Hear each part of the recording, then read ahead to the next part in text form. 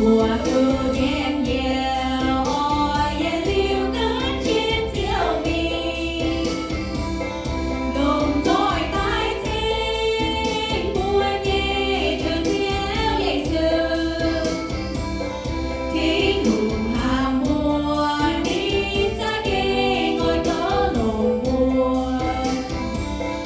thổ thiếu nhẹ chân diệu trên mùa yếm nai bạc kề